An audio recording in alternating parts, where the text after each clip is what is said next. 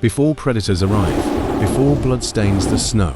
The first enemy appears in silence. The cold, not the kind you feel on your skin, but the kind that hunts beneath it. In North America's frozen world, -0 is not weather. It is a weapon. It tightens the air. It sharpens the wind. It steals heat without warning and without sound. The land hardens.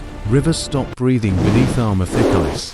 Trees stand frozen, brittle, stripped of mercy. Even sound seems to disappear here, swallowed by snow, buried under wind. This is the world of the grizzly bear, a giant built in seasons of abundance, now tested by absence. Every step through waist-deep snow burns precious energy. Every breath pulls warmth from the chest and gives nothing back.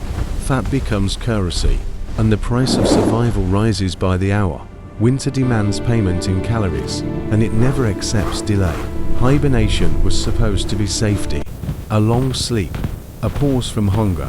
But hunger does not follow plans. The bear wakes early, or wakes too late, to a world that has already turned against it. No bear is buried beneath the snow. No salmon moving beneath frozen rivers. Only wind, only ice, only distance stretching farther than memory. The bear moves anyway. Winter does not attack loudly. It does not rush. It erodes. It cracks the skin on massive paws. It freezes breath into the fur along the muzzle. It stiffens muscles until movement itself becomes pain. Each step is heavier than the last. Each pause lasts a little longer. The cold does not need to kill quickly. It simply waits. This is not dominance. This is not power. This is endurance. And endurance bleeds. Even kings are watched. In the frozen trees, eyes measure every movement. Not with urgency. Not with fear. With patience. Wolves do not rush. They calculate. They read the rhythm of breath. The weight of each step. The hesitation between movements. Weakness is a signal. Injury is an invitation. A pack circles at distance. Close enough to see, far enough to wait. Snow crunches beneath their paws, but softly. They move like shadows stitched into the forest, never committing, never leaving.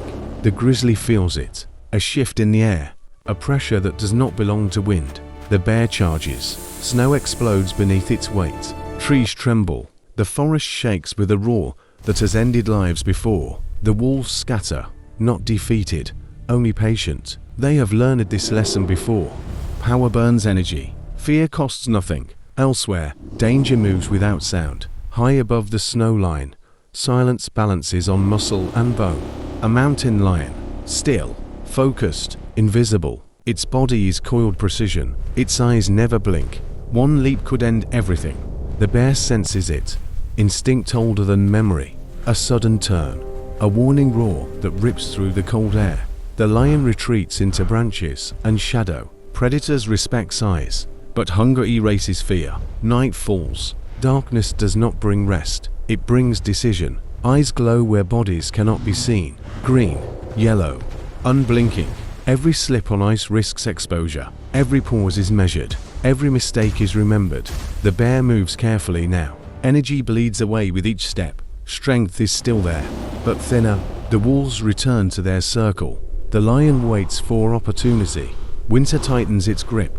The bear survives the test, not by dominance, but by awareness. Yet survival costs energy, and energy is life. Ice does not warn, it breaks. A sharp crack. Then gravity takes control. The fall is violent. Bone meets stone. Snow erupts into the air, blinding, deafening, then silence. The forest holds its breath. When the snow settles, red stains the white ground. Blood spreads where warmth should not exist. Injury slows everything. What once was power becomes weight. What once was speed becomes effort. Pain is no longer an event. It is constant. Every movement tears deeper. Every step sends shock through muscle and bone.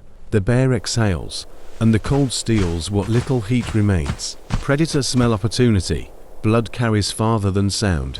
The forest leans closer. Eyes appear between trees. Nostrils flare in the wind. Hunger sharpens attention. The bear does not roar. It does not challenge. It withdraws, not from fear, but from necessity. The bear hides where snow piles deep and trees collapse into shelter. There is no healing without rest, but rest invites starvation. Minutes stretch into hours. Hunger gnaws louder than pain. Fat reserves shrink. Time tightens. The bear chooses movement, dragging weight through resistance. A torn muscle burning with every pull forward. Endurance replaces strength. The cold numbs pain, but it cannot numb hunger. The bear moves again. Slow, deliberate, every sound measured. The hunt resumes, rewritten by injury. Stalking takes longer. Mistakes cost more. Failure now means collapse, not retreat. A missed opportunity is not inconvenience. It is a sentence. Then, success. Not clean, not powerful, but enough. Teeth tear into frozen flesh. Calories return to circulation. Life buys itself time. Time is survival. Hours turn into days. Days into scars. The wound closes slowly. The limp remains longer. The body remembers what the land took. Survival leaves marks, not trophies. Warnings. The bear rises again. Still wounded, still hunted, but alive. And in this world, when nature weakens you, humans appear, not with the roar of predators, but with quiet, relentless change. The smell of garbage cuts through snow like a promise. Metal replaces forest. Roads slice the land into fragments of what once was whole. Fences, pipelines, houses, intrusions into a world that knows only wind and ice. Fear replaces distance. Where the bear once ruled unchallenged, humans now mark territory. Some bears are shot, not for survival, but for convenience.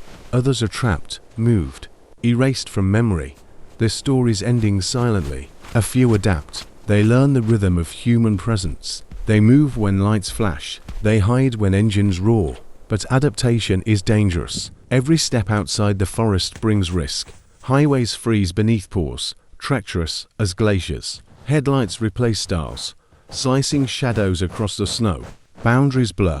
Where the forest ends and civilization begins, the bear tests limits. Winter pushes the bear closer to the edge of human space, and the edge pushes back. The bear must balance survival against danger, hunger against caution. Every day is negotiation. Every night is a question of safety. The wild contracts a little more.